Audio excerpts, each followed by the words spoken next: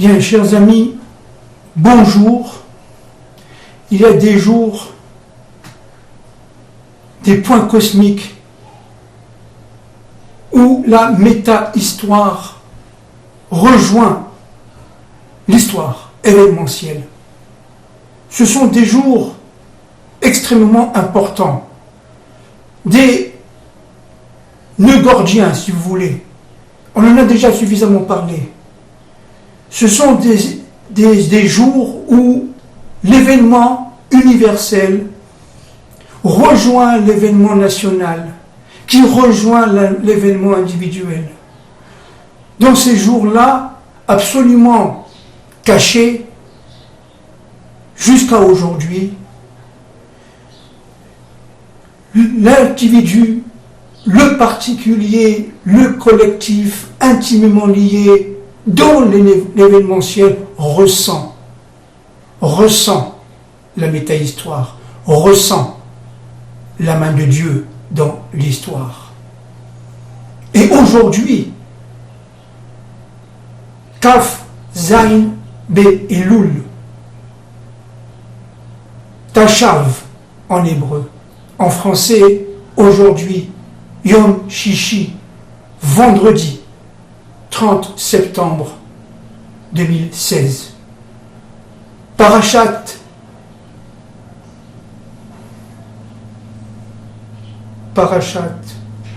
Nitzavim. À 2 jours de Rosh Hashanah, la tête de l'année, le jour de la création d'Adam Arishon. Aujourd'hui, sont convoquées les nations à Jérusalem. Yom Hadin, le jour de justice, convocation sainte. C'est un jour à la fois redoutable, mais grand, disent les prophètes. Le Chasson et Reskiel, le premier pérec de Rosh Hashanah, annonce aujourd'hui. Kaf Zain Tashav. Le tribunal d'en haut a réuni les nations, 70 nations, chacun exactement à sa place. Le président Obama, le premier ministre de tel ou tel pays, le président Hollande, le représentant du pape, et regardez, pas le pape, chacun à sa place, à Jérusalem, convoqué par l'être suprême. Le tribunal d'en haut s'est réuni en ce jour absolument mémorable. Le tribunal d'en haut se réunit parce que les nations vont être jugées. À travers l'enterrement de ce grand homme, de ce très grand homme évidemment israélien, il y a une convocation sainte. Chacun selon son peuple, chacun selon son histoire, chacun selon son cœur. Tout est caché, mais tout se dévoile. Pour Dieu, il n'y a pas de secret. Chaque humain, chaque roi, représentant sa nation, son histoire, son événementiel, quelle que soit sa grandeur, quel que soit son cœur, quelle que soit sa fonction, est convoqué aujourd'hui, à l'heure où je vous parle, au mont Herzl, à Herzl. 70 nations représentant les 70 peuples, plus Israël, et plus le roi des rois, Akadosh Baruch Hu, ça fait 72. Aujourd'hui, ce jour tant attendu, ce jour annoncé par nos prophètes, Ereskiel, et tant d'autres, ce jour annoncé par nos sages, ce jour annoncé par les Aharonim et les Rishonim, ce jour prévu par tous nos prophètes, mais aussi ce jour terrible où toutes les souffrances de toutes les galoutes, de tous les exils se réunissent en ce jour. Le jour où le pogrom d'Ukraine, les pogroms de Kishinev, depuis la nuit des temps, depuis 2000 ans, depuis Abraham Avinu dans son combat face à Nimrod, depuis la faute d'Adam Arishon, le serpent existe, se révèle et soi-disant, je dis bien évidemment soi-disant, semble régner dans l'histoire. Aujourd'hui, il est jugé. Les nations sont convoquées par Akadosh Baruch Hu pour toutes les souffrances qu'il a portées à ce peuple magnifique de retour sur sa terre. Ces nations-là sont convoquées pour toutes les douleurs, pour toutes les souffrances qu'elles ont fait subir à ce peuple extraordinaire, magnifique, fidèle parmi les fidèles, réchite des nations, réchite du plan de Dieu, associé à Kadosh Baruch Hu, le peuple d'Israël devenu hébreu. À partir d'aujourd'hui, nous rentrons dans un temps nouveau, le temps du jugement. Que Dieu fasse, évidemment, que les souffrances qui s'annoncent vont être supportées par l'humanité. Que Dieu fasse, Bezrat Hashem, que tous nos frères humains puissent se réveiller encore et encore. Une humanité endormie par tant d'années et tant de siècles de souffrance, certes, de recherche, d'aveuglement. La pédagogie de l'histoire s'achève en fait aujourd'hui. À partir d'aujourd'hui, un temps nouveau s'annonce. Et je pense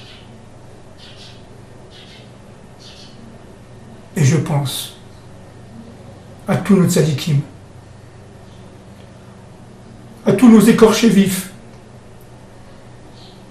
à tout notre peuple, à tous les justes des nations non juives qui sont morts pour la glorification du nom de Dieu. Je pense au bûcher de l'Inquisition espagnole, 1492, ça a commencé 100 ans avant, et ça a fini au moins 80 à 100 ans après. Et c'est pas fini.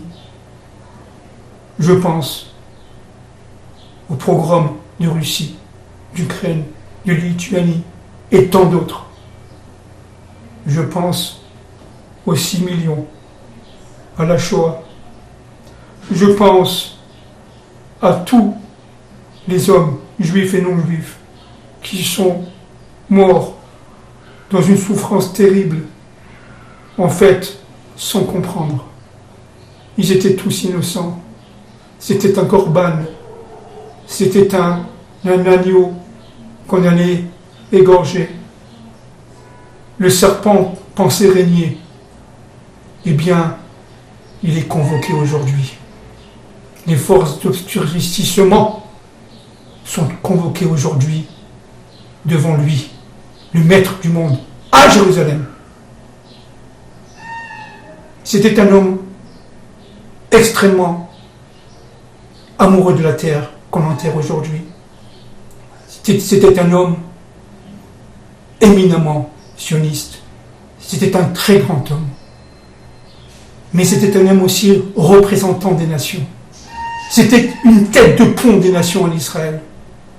C'était un homme, par définition, universel, ô combien grand.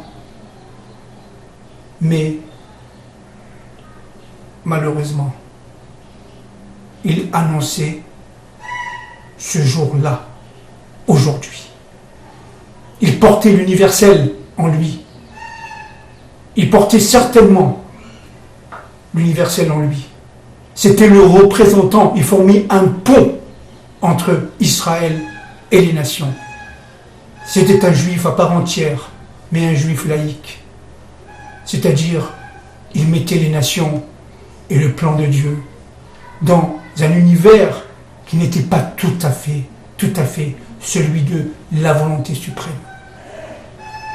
Quelque part, il a tenté de toute sa force jusqu'à sa dernière goutte de vie, Zichrono Tzadik Libracha, de porter le plan de Dieu vers une impasse. Vers une impasse. On enterre aujourd'hui ce grand tzaddik, mais le représentant des nations en Israël. C'est pour ça qu'elles sont en deuil aujourd'hui. C'est pour ça qu'elles sont venues. Jérusalem, la ville de l'universel, éclatante, rayonnante, très forte, puissante, unifiée, reçoit les 70 peuples repentants aujourd'hui, mais inconscients. Ils ne savent pas, ils ne comprennent pas, ils ne connaissent pas le Dieu d'Israël. Et tout le travail, à partir d'aujourd'hui, c'est de les réveiller. C'est de leur révéler le Saint-Nom qui est en eux, bien entendu. Ce sont nos frères. Il a même convoqué Akadosh Baruch, le représentant d'Amalek. Il est parmi eux dans le jugement. Il a convoqué tout le monde, y compris le président de l'ONU. Regardez ce qu'est Jérusalem. Vous, les nations, regardez ce qu'est mon peuple du retour, dit Akadosh Baruch Hu aux nations. Regardez ce que je vais faire. Regardez que c'est moi le roi. Nous rentrons dans Rosh Hashanah. Atem Nitzavim Hayom, vous êtes rassemblés ici, dit la paracha.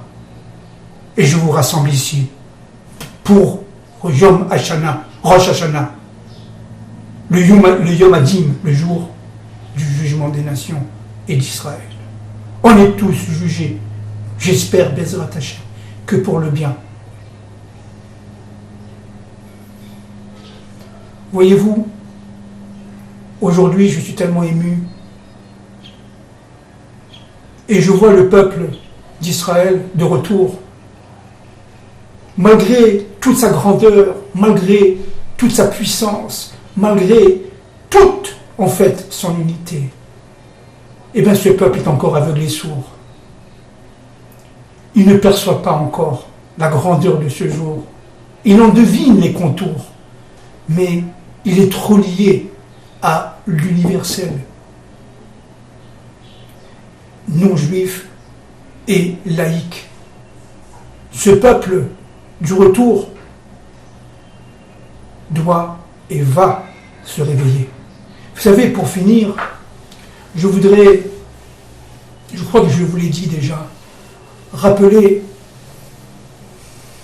une histoire réelle qui s'est passée au temps du Baal Shem Tov. Le Baal Shem Tov, un jour, qui était un homme extrêmement joyeux, c'est lui qui a porté la simcha à un monde, dans un monde qui était dans une époque qui était absolument terrible, où les Juifs commençaient à baisser les bras. Ils commençaient à se recroqueviller sur eux-mêmes, ils étaient endormis complètement par la souffrance. Un monde d'obscurité, il se lève et il sort le chant, la simcha. Et ce Baal Shem Tov, Zichrono Tzadik Libracha, ce Baal Shem Tov, un jour ses élèves le voient et lui disent, mais Rabbi, pourquoi tu es triste aujourd'hui, toi qui es toujours joyeux, toujours en chant? Et l'immense Rabbi leur dit, vous savez mes enfants, le peuple d'Israël aujourd'hui à notre époque, il dort. Mais à la fin des temps, pendant ce jour à Din, avant l'arrivée du Mashiach, il sera dans un coma profond. Rien ne pourra le réveiller, ni les piqûres, ni les événements. Il faudra un miracle parmi les miracles, le miracle parmi les miracles pour réveiller ce peuple endolori, endurci, courageux, unique, mais endormi profondément. Et c'est ce que nous vivons aujourd'hui. Et c'est ce que nous vivons aujourd'hui. Vous savez, la personne qu'on enterre aujourd'hui, l'ancien président de l'État d'Israël, Shimon Peres. Il racontait lui tous les jours presque de sa vie, qu'il allait avoir une très longue vie. Parce que lorsqu'il avait 4 ans, son grand-père, qui était un juif extrêmement pieux, Zichronot Tzadik Libracha, a emmené ce petit garçon de 4 ans à Radin, là où habitait, là où priait, là où enseignait le Chafetz Chaim. Et le grand-père a demandé au Chafetz Chaim, Zichronot Tzadik Libracha, Rav, donne une bracha à cet enfant pour qu'il ait une très longue vie. Le Rav accepta. Il donna une bracha à cet enfant pour sa longue vie. Eh bien, on le sait, c'est écrit partout aujourd'hui à Jérusalem. Monsieur l'ancien président Shimon Peres est mort le jour de la Iloula du Chafetz Chaim, exactement le jour de la Iloula du Chafetz Chaim. Il avait 93 ans. Le Chafetz Chaim est mort à 94 ans. La différence est 1 an, le Aleph. La main de Dieu dans cette histoire unique. Il s'appelait Shimon Peres. Shabbat Shalom. Chag Sameach, Shana Tova, que Dieu protège cette humanité repentante, que Dieu protège l'universel. Nous pardonnons, mais dans ce temps des slichot, du pardon chez nous Israël, il faut qu'il y ait le pardon de l'humanité. Il faut que l'humanité puisse s'agenouiller devant leur Dieu. Ces nations doivent s'agenouiller devant leur Dieu unique, le maître de toute l'histoire, le roi des rois, pour qu'il y ait des slichot universels, un pardon universel. Et c'est le grand Yom Kippour qui s'annonce, le Yom Kippour universel. Je vous embrasse très fort, que Dieu vous protège.